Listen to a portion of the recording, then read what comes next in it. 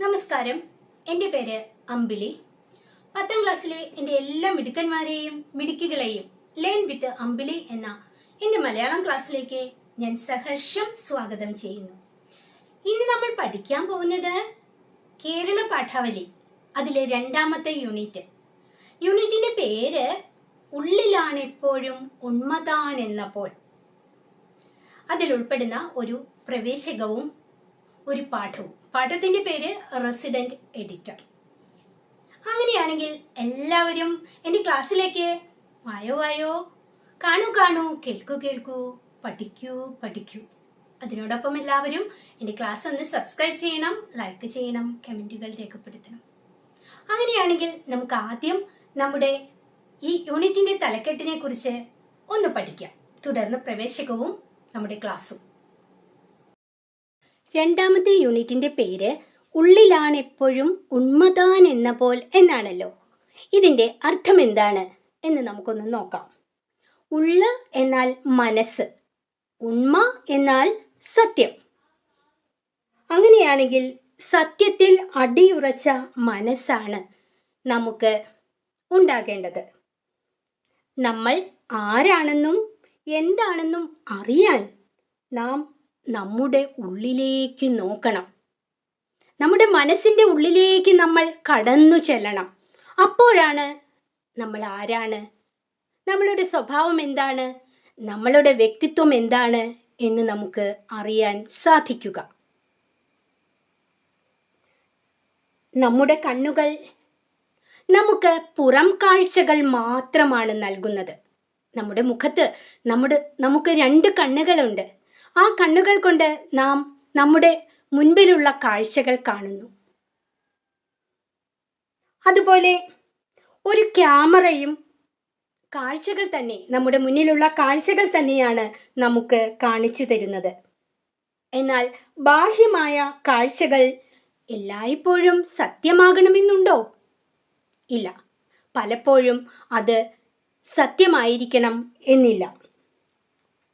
ഒരാളുടെ സ്വഭാവവും വ്യക്തിത്വവും അറിയാൻ ആ ചിത്രങ്ങളിലൂടെ, ക്യാമറയോ അല്ലെങ്കിൽ നമ്മുടെ കണ്ണുകൾ കാണിച്ചു തരുന്ന ആ കാഴ്ചകളോ മൂലം സാധിക്കുകയില്ല. നമ്മൾ ആരാണെന്നും നമ്മുടെ പ്രവൃത്തികൾ, നമ്മുടെ സ്വഭാവം ഇവയെല്ലാം മനസ്സിലാക്കാൻ തീർച്ചയായിട്ടും നമ്മൾ എന്താണ് ചെയ്യേണ്ടത്? നമ്മുടെ ഉള്ളിലുള്ള കണ്ണ്, ഉൾക്കണ്ണ്, മനസ്സ്, അത് തുറന്നു നോക്കണം. അപ്പോഴാണ് ഒരു മനുഷ്യൻ്റെ യഥാർത്ഥ രൂപം കാണാൻ നമുക്ക് സാധിക്കുക. ഈ അർത്ഥമാണ് നമ്മുടെ യൂണിറ്റിന്റെ തലക്കെട്ടിൽ നിന്നും നാം മനസ്സിലാക്കേണ്ടത്. അടുത്തതായിട്ട് നമുക്ക് പ്രവേശകത്തിൽ നൽകിയിട്ടുള്ള ഈ ചിത്രം ഒന്ന് നോക്കാം. നമുക്കെല്ലാം സുപരിചിതമായ ഒരു ചിത്രം തന്നെയാണിത്, ഒരു കണ്ണടയുടെ ചിത്രം. പക്ഷേ ചില വ്യത്യസ്തതകൾ നമുക്ക് ഈ കണ്ണടയിൽ കാണാൻ സാധിക്കുന്നു. ഈ കണ്ണടയ്ക്ക് 2 ചില്ലുകൾ ഉണ്ടെങ്കിലും ഒന്ന് വലുതും ഒന്ന് ചെറുതുമാണ്. ആ വലിയ ചില്ലിൽ ഒരു ക്യാമറ കാണാൻ സാധിക്കുന്നുണ്ട്. ആ ക്യാമറയുടെ ഉള്ളിൽ ആ ക്യാമറയുടെ കണ്ണ് തുറന്നിരിക്കുകയാണ്. കണ്ടോ? നല്ലവണ്ണം തുറന്ന ഒരു കണ്ണ് നമുക്ക് ആ ക്യാമറയിൽ കാണാൻ സാധിക്കുന്നു. എന്നാൽ മറ്റേ കണ്ണട ചില്ല് ആകെ പൊട്ടിയിരിക്കുകയാണ്. മാത്രമല്ല, ആ പൊട്ടിയതിൻ്റെ ഉള്ളിൽ ചോര പടർന്നിരിക്കുന്നതും നമുക്ക് കാണാൻ സാധിക്കുന്നു. ഇതാണ് ഈ ചിത്രം. എന്താണ് ഈ ചിത്രം നമുക്ക് നൽകുന്ന ആശയം? നമുക്കൊന്ന് നോക്കാം. ഈ ചിത്രത്തിൽ കാണുന്നത് പോലെ ക്യാമറ അതിൻ്റെ കണ്ണുകൾ തുറന്ന് നമ്മുടെ മുന്നിലുള്ള കാഴ്ചകളെല്ലാം പകർത്തുന്നു. ശരിയല്ലേ? ക്യാമറ നമ്മൾ ഫോട്ടോ എടുക്കാനാണല്ലോ ഉപയോഗിക്കുക. ആ ക്യാമറയിലൂടെ വിവിധ ചിത്രങ്ങൾ നമുക്ക് പകർത്തിയെടുക്കാൻ സാധിക്കും.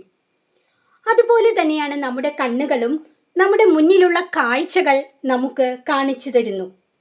എന്നാലൊന്ന് ചോദിക്കട്ടെ, ഈ ക്യാമറയും കണ്ണുകളും തീർച്ചയായിട്ടും യഥാർത്ഥ രൂപത്തിലുള്ള ചിത്രങ്ങളാണോ നമ്മുടെ മുന്നിൽ കാണിച്ചു തരുന്നത്?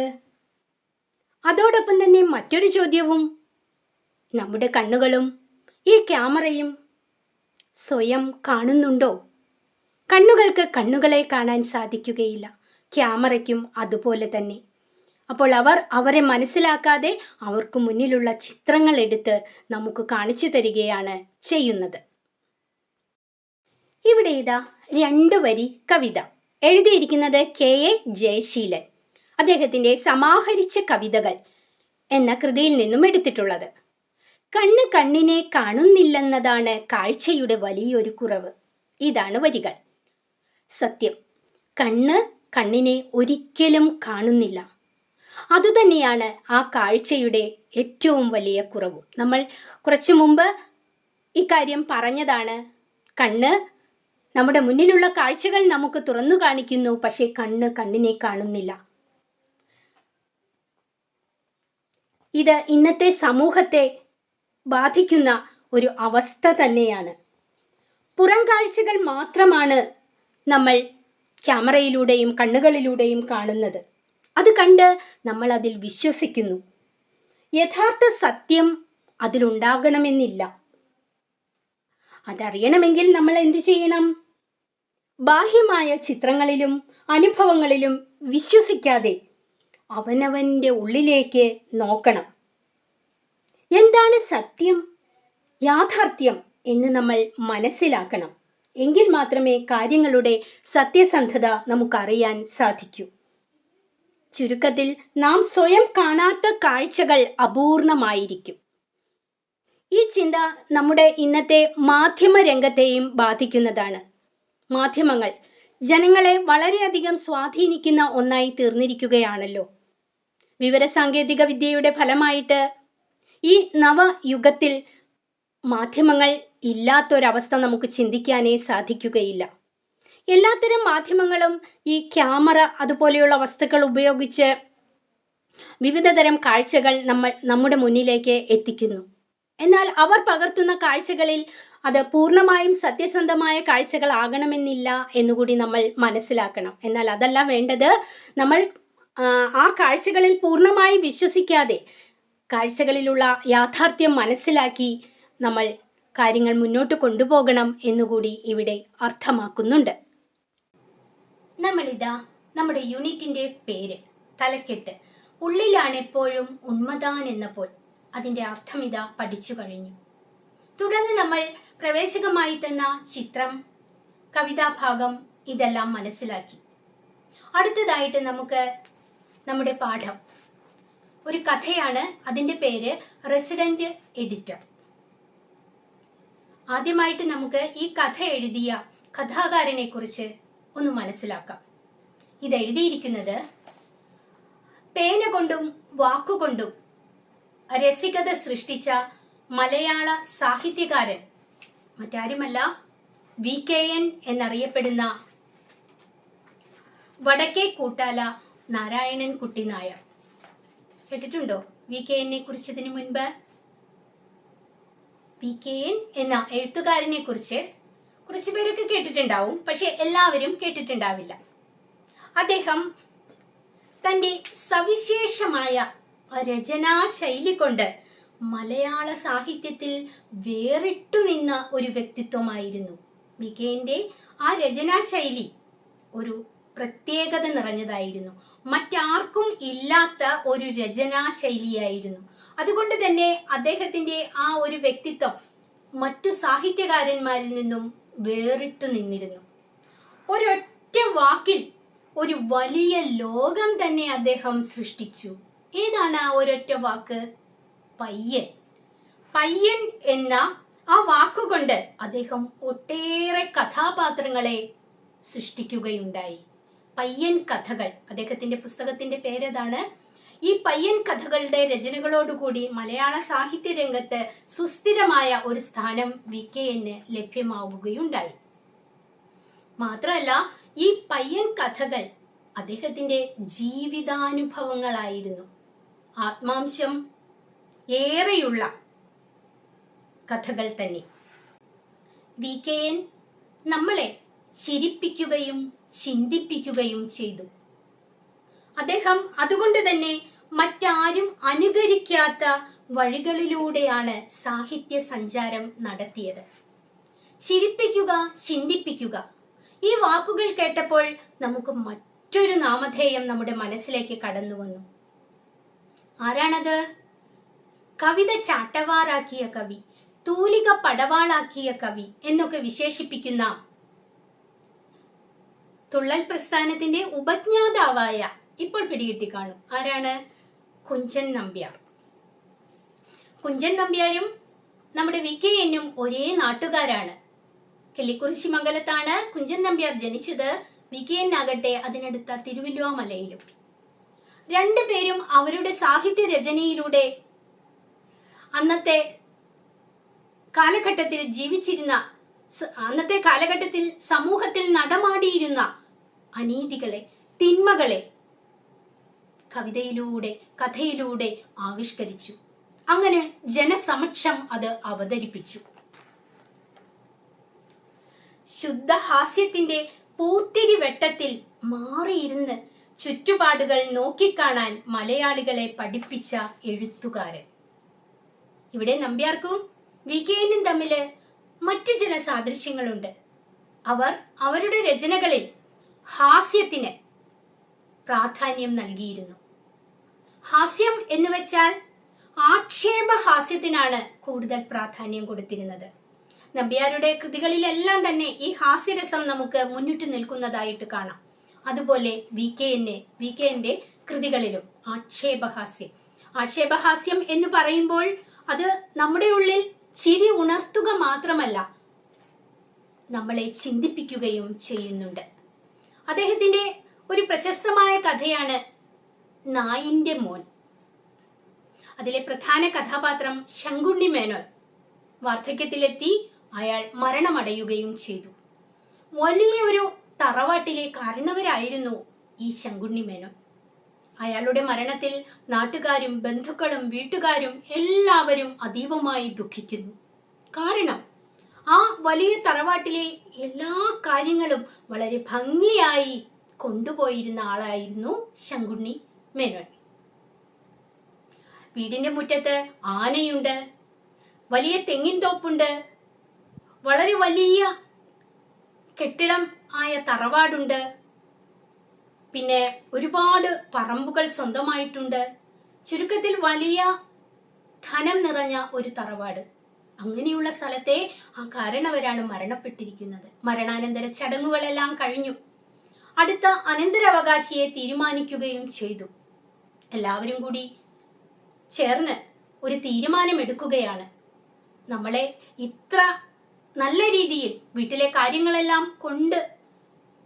കാര്യങ്ങളെല്ലാം ചെയ്തിരുന്ന നമ്മുടെ വേണ്ടപ്പെട്ട ഈ കാരണവർ, അദ്ദേഹത്തിന്റെ ഒരു പ്രതിമ സ്ഥാപിക്കണം.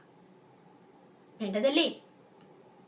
എല്ലാവർക്കും ഇഷ്ടമുള്ള ഭക്ഷണം, വസ്ത്രം, ആഭരണങ്ങൾ എല്ലാം ഒരു കുറവുമില്ലാതെ കൊടുത്ത കാരണവർ തീർച്ചയായിട്ടും പ്രതിമ സ്ഥാപിക്കണം. എന്നാൽ ഖജനാവിൽ എത്ര പണമുണ്ട് എന്ന് ഒന്ന് നോക്കുക. അതിന്റെ സൂക്ഷിപ്പുകാരനോട് അനന്തരാവകാശി ആവശ്യപ്പെട്ടു.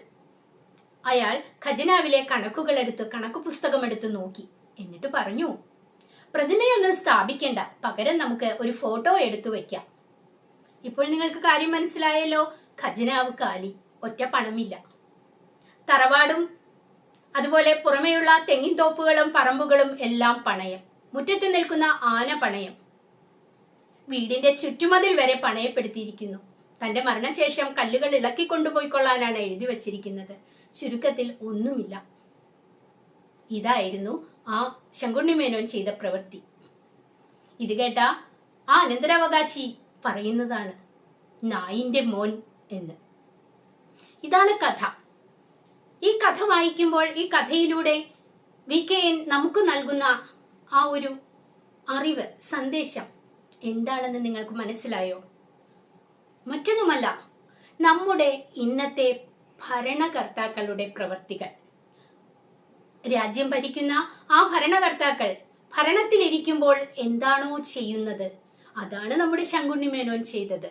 തുടർന്നു വരുന്ന ഭരണകർത്താക്കൾ, ഇവിടെ അനന്തരാവകാശി, അവർക്ക് കടമല്ലാതെ മറ്റൊന്നും മീതിയുണ്ടാവില്ല. ഇങ്ങനെയുള്ള ഒരു വിഷയത്തെ ഈ കഥയിലൂടെ അവതരിപ്പിച്ചിരിക്കുന്നു. ഇതാണ് ആക്ഷേപഹാസ്യം. അപ്പോൾ ആക്ഷേപഹാസ്യം എന്ന് പറയുമ്പോൾ ഫലിതം മാത്രമല്ല, ഹാസ്യം മാത്രമല്ല, അതിൻ്റെ ഉള്ളിൽ ഒരു ആശയവും കൂടി ഉൾപ്പെട്ടിട്ടുണ്ടായിരിക്കും. ഇപ്പോൾ നിങ്ങൾക്ക് VKനെ കുറിച്ച് കുറെ കാര്യങ്ങളെല്ലാം മനസ്സിലായി കാണുമല്ലോ. അദ്ദേഹത്തിന്റെ രചനകളിലെല്ലാം തന്നെ ഈ ഹാസ്യരസം, നർമ്മഭാവം, ആക്ഷേപഹാസ്യം നിറഞ്ഞു നിൽക്കുന്നു എന്ന് തന്നെ വീണ്ടും ഞാൻ പറയുന്നു. കൂടാതെ അദ്ദേഹം ഒരു ഭക്ഷണപ്രിയനായിരുന്നു, ആഹാരപ്രിയനായിരുന്നു. അദ്ദേഹത്തിന്റെ പല കഥകളിലും ഈ ഭക്ഷണക്രമം നമുക്ക് വായിക്കാൻ സാധിക്കും. ഉദാഹരണത്തിന് അദ്ദേഹത്തിന്റെ ഒരു കഥയുണ്ട്, കഷായപ്രാതൽ എന്ന്. ഒരിക്കൽ അദ്ദേഹം പാലക്കാട്ട് ഒരു മനയില് ആയുർവേദ ചികിത്സയ്ക്കായിട്ട് പോയി. കുറച്ച് ദിവസം അവിടെ താമസിച്ചു വേണം ഈ ചികിത്സ ചെയ്യാൻ. അവിടെ അങ്ങനെ അദ്ദേഹം എല്ലാം സജ്ജമാക്കിയിട്ടുണ്ട്. ധാര, കിഴി, അദ്ദേഹം പറയുന്നു അവിടെ എല്ലാം ഉണ്ട്. ധാര, കിഴി, മൂട്ട, പിന്നെ നിങ്ങൾക്ക് ഏറ്റവും ഇഷ്ടപ്പെട്ട ചലച്ചിത്ര ഗാനങ്ങൾ, ഇങ്ങനെയെല്ലാം ഉണ്ട്. കൂടാതെ പ്രാതൽ, ലഞ്ച്, അത്താഴം, ഇതെല്ലാം സമയാസമയം എത്തും. അങ്ങനെ ആദ്യത്തെ ദിവസത്തെ ഭക്ഷണമെല്ലാം വന്നു, അദ്ദേഹം കഴിച്ചു. രണ്ടാമത്തെ ദിവസവും ഇതുപോലെ ഭക്ഷണം വന്നു, കഴിച്ചു. പക്ഷെ അദ്ദേഹത്തിന് എന്തോ ഒരു അസ്വസ്ഥത. കാരണം ഭക്ഷണത്തിന് ലവലേശം സ്വാദില്ല. ഇന്നലെ കഴിച്ച അതേപോലത്തെ ഭക്ഷണങ്ങൾ. ഇദ്ദേഹമാണെങ്കിൽ ഒരു നല്ല ഭക്ഷണപ്രിയനുമാണ്. അങ്ങനെ ചികിത്സിക്കുന്ന ആ തിരുമേനി എത്തി. ആ ചികിത്സാ കേന്ദ്രത്തിന്റെ ഉടമസ്ഥനായ തിരുമേനി അദ്ദേഹത്തെ കാണാനെത്തി. കാര്യങ്ങളെല്ലാം ചോദിച്ചു. അപ്പോൾ അദ്ദേഹം ചോദിച്ചു, നമ്മുടെ VKN ചോദിച്ചു, തിരുമേനി, ഇവിടെ ആഹാരം ഉണ്ടാക്കുന്നത് പുറത്തു നിന്നാണോ അതോ ഇവിടെ നിന്നാണോ ഉണ്ടാക്കുന്നത്? തിരുമേനി പറഞ്ഞു, എന്താ ഈ ചോദിക്കണത്? ഇവിടെ എല്ലാം ഇതിനുള്ളിൽ തന്നെയാണ് ഉണ്ടാക്കുന്നത്. പുറത്തുനിന്ന് ഞങ്ങൾ ഒന്നും വരുത്താറില്ല. ഇവിടെ പറമ്പിൽ ഉള്ള ഫലമൂലങ്ങളെല്ലാം ഉപയോഗിച്ച് ഇവിടുത്തെ വിറക്, ഇവിടുത്തെ അടുക്കള, ഇവിടുത്തെ പണിക്കാരൻ എല്ലാം അങ്ങനെ തന്നെയാണ്. അപ്പോൾ അദ്ദേഹം ചോദിച്ചു, ഇവിടെ മരുന്നുകൾ എങ്ങനെയാണ്? മരുന്നുകളും അതുപോലെ തന്നെ, ഇവിടെ തന്നെയാണ് എല്ലാം. ഇവിടെ ഉള്ള മരുന്നുകളെല്ലാം ഞങ്ങൾ പറിച്ചെടുത്ത് ഇവിടെ മരുന്നുണ്ടാക്കുന്ന ഒരു ഫാക്ടറി ഉണ്ട്, അതിൽ ഞങ്ങൾ തന്നെയാണ് മരുന്നുകളും ഉണ്ടാക്കുന്നത്. അപ്പോൾ നമ്മുടെ VKN പറഞ്ഞു, അങ്ങനെയാണെങ്കിൽ എനിക്ക് നാളെ തൊട്ട് ഭക്ഷണം വേണ്ട, പകരം എനിക്ക് ലേഹ്യവും കഷായവും തന്നാൽ മതി. കാരണം ആ ഭക്ഷണത്തിനേക്കാൾ സ്വാദുണ്ട് ഈ കഷായത്തിനും ലേഹ്യത്തിനും എന്നർത്ഥം. ഇത് ഒരു ഹാസ്യരസം നിറഞ്ഞതാണെങ്കിലും അതിലൂടെ അദ്ദേഹം വ്യക്തമാക്കുന്നത് മറ്റൊന്നുമല്ല, ഭക്ഷണത്തിന്റെ സ്വാദില്ലായ്മ തന്നെയാണ്. അപ്പോൾ അങ്ങനെയെല്ലാം ഉള്ള ആ VKന്റെ കൂടുതൽ പറയാനുണ്ട്, പക്ഷെ ഞാൻ പറയുന്നില്ല. ഇനി നമുക്ക് നേരെ നമ്മുടെ പാഠത്തിലേക്ക് പ്രവേശിക്കാം. VKനെ കുറിച്ച് കുറച്ച് കാര്യങ്ങൾ നിങ്ങളൊന്ന് അറിഞ്ഞിരിക്കട്ടെ എന്ന് വിചാരിച്ച് മാത്രം ഇത്രയും പറഞ്ഞതാണ്. ഇവിടെ ഇതാ, അടക്കം ചെയ്യപ്പെട്ട നിശബ്ദത പുറത്തു ചാടി കാഴ്ചകളുടെ ഘോഷയാത്ര നടത്തുന്നു. നിശബ്ദതയായിരുന്നു ഇത്രയും നേരം, അത് പിടിച്ചു വച്ചിരിക്കുകയായിരുന്നു. അതെല്ലാം ലംഘിച്ച് ആ നിശബ്ദത പുറത്തേക്ക് വന്നിട്ട് ആകെ ഘോഷയാത്രയുടെ ബഹളമായിരിക്കുന്നു. നമ്മൾ പഠിക്കാൻ പോവുകയാണ് നമ്മുടെ റെസിഡന്റ് എഡിറ്ററെ കുറിച്ച്. രസകരമായ നർമ്മം നിറഞ്ഞ ഒരു കഥ. ഏതൊരു മനുഷ്യനും ആഗ്രഹിക്കുന്ന ഒന്നാണല്ലോ പദവി, സ്ഥാനം. സ്ഥാനങ്ങൾക്ക് വേണ്ടിയിട്ടാണ് നമ്മളെല്ലാം ജീവിക്കുന്നത്. പൂന്താനം ജ്ഞാനപ്പാനയിൽ പാടുന്നുണ്ട്, സ്ഥാനമാനങ്ങൾ ചൊല്ലിക്കലഹിച്ചു നാണം കെട്ടു നടക്കുന്നിതു ചിലർ എന്ന്. സ്ഥാനമാനങ്ങൾക്ക് വേണ്ടി കലഹമുണ്ടാക്കിയിട്ട് നാണം കെട്ട് നടക്കുന്ന മനുഷ്യരുണ്ടെന്നാണ് ഇവിടെ പറയുന്നത്. അതുപോലെ ഇപ്പോൾ നിങ്ങൾ തന്നെ പഠിക്കുന്നു. നിങ്ങൾ എന്തിനു പഠിക്കുന്നു? അറിവ് നേടുന്നു എന്നതിലുപരി ഉയർന്ന വിജയം സ്വന്തമാക്കി ഉന്നത സ്ഥാനമാനങ്ങൾ നേടാനാണ്. അപ്പോൾ എല്ലാവരും ആ പദവിക്കും സ്ഥാനത്തിനും വേണ്ടി ആഗ്രഹിക്കുന്നവരാണ്. അങ്ങനെ ആഗ്രഹിക്കുന്ന ഒരു കഥാപാത്രമാണ് നമ്മുടെ വെങ്കടേശ അയ്യങ്കാർ. നമ്മളിനി വെങ്കടേശ അയ്യങ്കാരെ കുറിച്ചാണ് കേട്ടോ പഠിക്കാൻ പോകുന്നത്. നമുക്ക് നമ്മുടെ റെസിഡന്റ് എഡിറ്ററെ കുറിച്ച് പഠിക്കാം. ആരാണ് റെസിഡന്റ് എഡിറ്റർ എന്നൊന്ന് നോക്കാം. പത്രം ഓഫീസുമായി ബന്ധപ്പെട്ട ഒരു കഥയാണിത്. പുണ്യതീർത്ഥ സ്വാമികളുടെ പത്രത്തിലെ ഒരു ഇടത്തരം റിപ്പോർട്ടറായിരുന്നു വെങ്കടേശ അയ്യങ്കാർ. ഈ കഥയിലെ പ്രധാന കഥാപാത്രം വെങ്കടേശ അയ്യങ്കാർ. അദ്ദേഹത്തിന്റെ ജോലി പുണ്യതീർത്ഥ സ്വാമികളുടെ പത്രത്തിലെ ഒരു ഇടത്തരം റിപ്പോർട്ടർ. എന്തൊക്കെയാണ് നമ്മുടെ വെങ്കടേശ അയ്യങ്കാർ ചെയ്തിരുന്നത് ജോലികൾ എന്നൊന്ന് നോക്കാം. നഗരത്തിലെ മജിസ്ട്രേറ്റ് കോടതികൾ ചുറ്റി നടന്ന് കുറ്റവും ശിക്ഷയുമെല്ലാം കണ്ടെത്തുക. കൂടാതെ സന്ധ്യയ്ക്ക് മാമ്പലത്ത് കയ്യാങ്കളി ശാസ്ത്രികൾ നടത്തുന്ന രാമരാവണ യുദ്ധം എന്ന പ്രഭാഷണ പരമ്പരയെക്കുറിച്ച് നിത്യവും പത്രത്തിൽ അരക്കോളം എഴുതുക എന്നീ മെയ് അനങ്ങാ വേലകളായിരുന്നു അയ്യങ്കാരുടെ സാഹിത്യ പ്രവർത്തന പരിധിക്കകം. വെങ്കടേശ അയ്യങ്കാരുടെ ജോലി മനസ്സിലായല്ലോ. വളരെ ചെറിയ ജോലി. അതുകൂടാതെ ഈ അയ്യങ്കാർ ഒരു അലസനും മടിയനുമാണെന്ന് കാണിക്കുന്ന ഒരു വാക്ക് ഇതിൽ പ്രയോഗിച്ചിട്ടുണ്ട്. ഏതാണ് ആ വാക്ക്? മെയ് അനങ്ങാ വേല. മെയ് അനങ്ങാതെയുള്ള വേലകൾ, വലിയ കഠിനാധ്വാനമൊന്നുമില്ലാതെ വളരെ എളുപ്പത്തിൽ ചെയ്യാൻ പറ്റുന്ന ജോലി.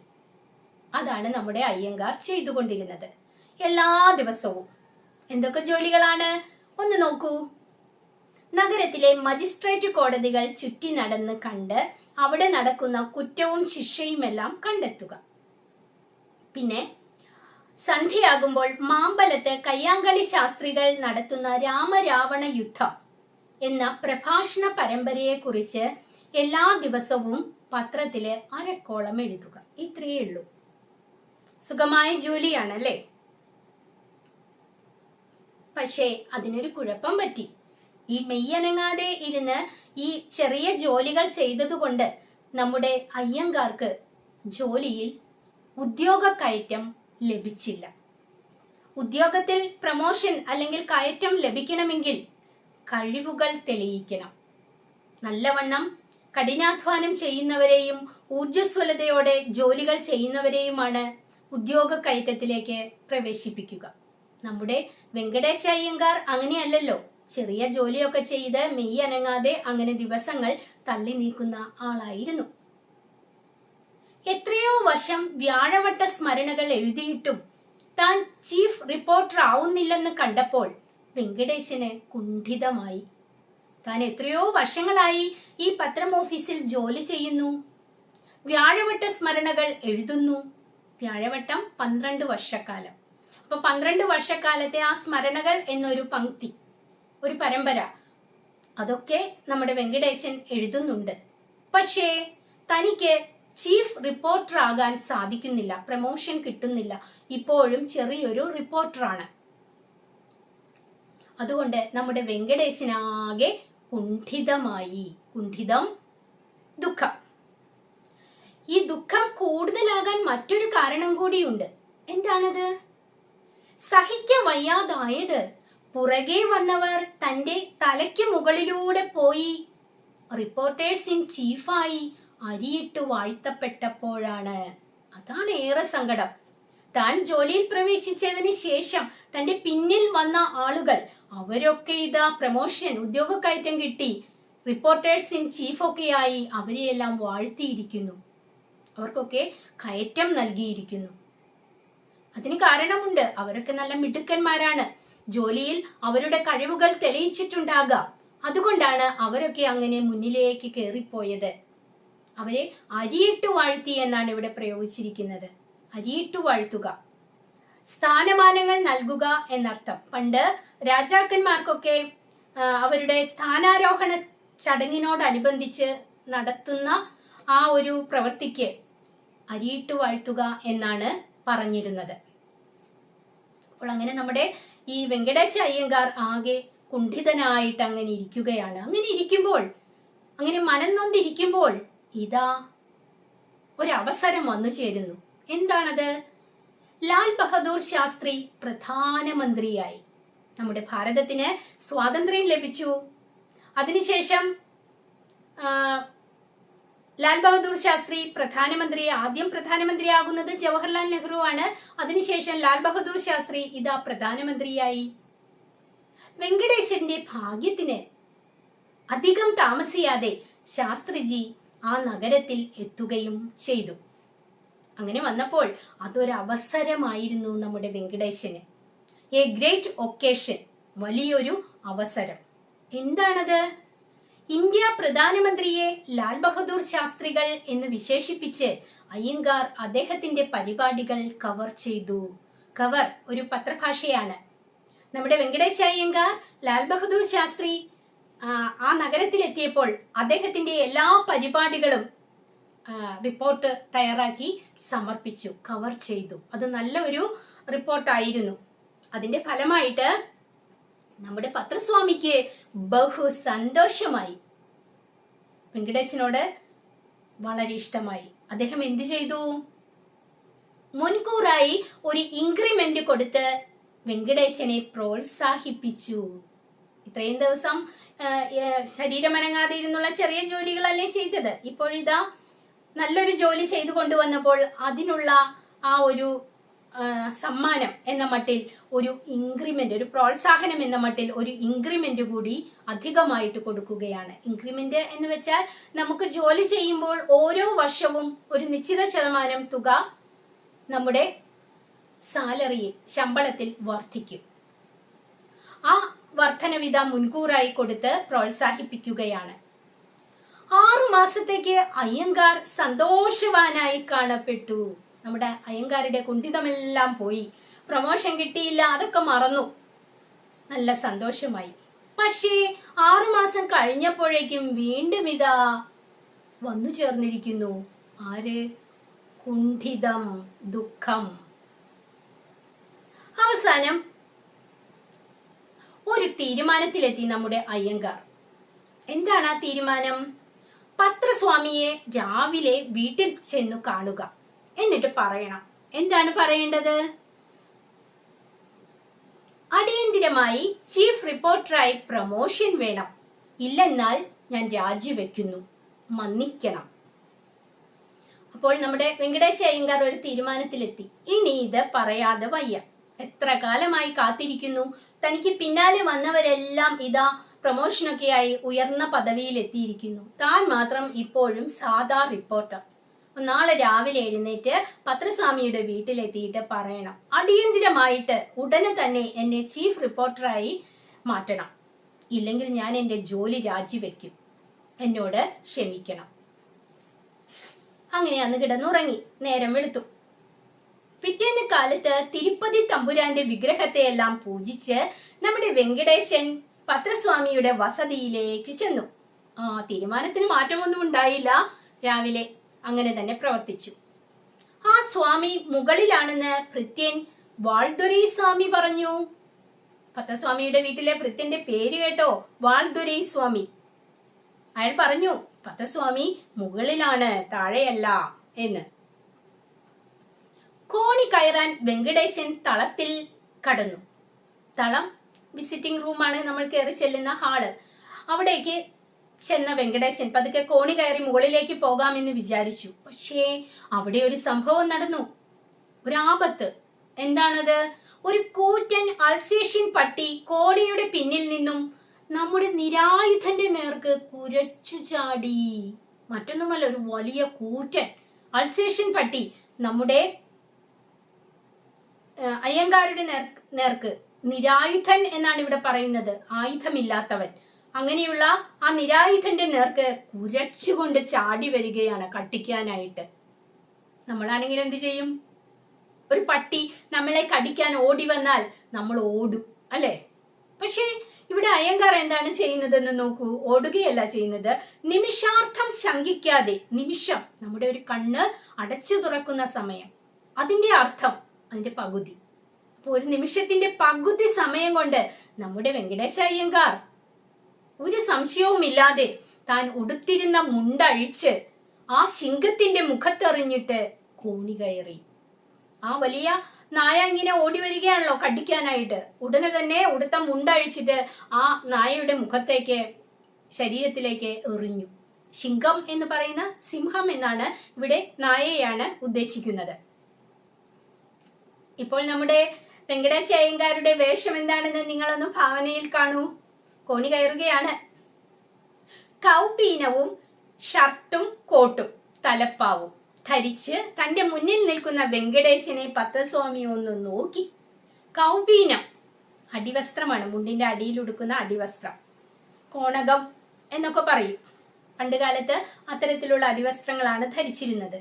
അപ്പോൾ ഇവിടെ നമ്മുടെ വെങ്കടേശ അയ്യങ്കാർക്ക് കൗപീനമുണ്ട്, പിന്നെ നല്ല ഷർട്ടുണ്ട്, കോട്ടുണ്ട്, തലയിൽ ബാക്കിയെല്ലാം ഉണ്ട്, തൊപ്പിയുമുണ്ട്. പത്രസ്വാമി ഒന്ന് നോക്കി. ആ സമയത്ത് താഴെ ഉഗ്രമായ കുര, അതും പത്രസ്വാമി കേട്ടു. അത് കേട്ട അദ്ദേഹം ഒരു നിമിഷം അങ്ങനെ നിന്താൻ നിന്നു എന്നാണ് അർത്ഥം. അദ്ദേഹത്തിന് തോന്നി എന്തോ സംഭവിച്ചിട്ടുണ്ട്. അങ്ങനെ നമ്മുടെ പത്രസ്വാമിയും വെങ്കടേശ അയ്യങ്കാരും പതുക്കെ താഴത്തേക്ക് ഇറങ്ങുകയാണ്. താഴെ ചെന്നപ്പോൾ കണ്ട കാഴ്ച എന്താണ്? നമ്മുടെ വെങ്കടേശൻ എറിഞ്ഞില്ലേ പട്ടിയുടെ മുഖത്തേക്ക് ഒരു മുണ്ട്, ആ മുണ്ട് പട്ടി തന്റെ ദേഷ്യം മുഴുവൻ ആ മുണ്ടിൽ തീർക്കുകയാണ്. അത് ഇഞ്ചിഞ്ചായിട്ട് കടിച്ചു കീറുകയാണ്. പട്ടിയെയും മറ്റേ വിശ്വസ്തനെയും മാറി മാറി നോക്കി പത്രസ്വാമി ചോദിച്ചു, ഉനക്ക് എന്നെ വേണം? വെങ്കടേശൻ പറഞ്ഞു, എനിക്ക് ചീഫ് റിപ്പോർട്ടർ ആകണം. അപ്പോൾ ചോദ്യവും കഴിഞ്ഞു. നിനക്ക് എന്താണ് വേണ്ടത് എന്ന് ചോദിച്ചപ്പോൾ എനിക്ക് ചീഫ് റിപ്പോർട്ടർ ആകണം എന്ന് തന്നെ ഉറപ്പിച്ച് നമ്മുടെ വെങ്കടേശൻ പറയുകയാണ്. അത് കേട്ടിട്ട് പത്രസ്വാമി പറയുന്നു, പ്രത്യുൽപ്പന്ന മതിയും കൊതിയനുമായ ഉനക്ക് അത് റൊമ്പം ചിന്ന പോസ്റ്റ്, വേറെന്നാ വേണം? ആവശ്യപ്പെട്ടത് ചീഫ് റിപ്പോർട്ടർ ആകണമെന്നാണ്. അത് കേട്ടിട്ട് പത്രസ്വാമി പറയുന്നു, നിനക്ക് കാരണമുണ്ട്, നീ പ്രത്യുൽപ്പന്ന മതി, അവസരത്തിനനുസരിച്ച് കാര്യങ്ങൾ ചെയ്യാനും പ്രവർത്തിക്കാനും കഴിയുന്നവൻ, അങ്ങനെയും പിന്നെ കൊതിയനുമായ ഉനക്ക്. ഇവിടെ ഒരു ആക്ഷേപഹാസ്യത്തിന്റെ അംശമാണ് കടന്നു വരുന്നത്. സ്ഥാനമാനങ്ങൾക്ക് വേണ്ടി ആഗ്രഹമുള്ളവൻ എന്ന അർത്ഥമാണ് ഇവിടെ ഉദ്ദേശിക്കുന്നത്. അങ്ങനെയുള്ള ഉനക്ക്, നിനക്ക് ഈ ചീഫ് റിപ്പോർട്ടർ എന്നത് റൊമ്പം ചിന്ന പോസ്റ്റ്, വളരെ ചെറിയ ഒരു പോസ്റ്റാണ്. നീ വളരെ മിടുക്കനാണ്, കഴിവുള്ളവനാണ്, സമർത്ഥനാണ്. അപ്പൊ തീർച്ചയായിട്ടും നീ പ്രത്യുൽപ്പന്ന മതിയാണ്. അപ്പൊ നിനക്ക് ചീഫ് റിപ്പോർട്ടർ എന്നത് ചെറിയൊരു പോസ്റ്റാണ്. ഇവിടെ നമ്മുടെ പത്രസ്വാമി വെങ്കടേശനെ കളിയാക്കുകയാണ് സത്യത്തിൽ ചെയ്യുന്നത്. അതുകൊണ്ട് വേറെ എന്നാ വേണം? വേറെ ഏതാണ് നിനക്ക് വേണ്ടത്? നിങ്ങൾ കൽപ്പിച്ചാൽ മതി, നിങ്ങൾ പറഞ്ഞാൽ മതി. ഉടനെ തന്നെ പത്രസ്വാമി ഉത്തരവായി. എന്താണ് ഉത്തരവ്? இந்த നിമിഷം മുതൽ செத்து പോകും വരയ്ക്കും നീ നമ്മ പത്രത്തോട് റെസിഡന്റ് എഡിറ്റർ. കണ്ടോ? ഈ നിമിഷം മുതൽ മരണപ്പെടുന്നത് വരെ എന്റെ പത്രത്തിന്റെ റെസിഡന്റ് എഡിറ്റർ ആയിട്ട് നിന്നെ നിയമിച്ചിരിക്കുന്നു. ഇത്രയുമാണ് കഥാഭാഗം. വളരെ രസകരമായ നർമ്മം തുളുമ്പുന്ന കഥ. ഈ കഥ വായിച്ചപ്പോൾ ചില ഭാഗങ്ങളിലൊക്കെ നിങ്ങൾ അറിയാതെ ചിരിച്ചിട്ടുണ്ടാവുമല്ലോ, ഇല്ലേ? തീർച്ചയായും. അപ്പോൾ ഇതിലെ നോട്ട്സുമായിട്ട് ഞാൻ അടുത്ത ക്ലാസ്സിൽ വരാം. അതുവരെ നിങ്ങൾക്ക് എല്ലാവർക്കും എൻ്റെ നന്ദി, നമസ്കാരം.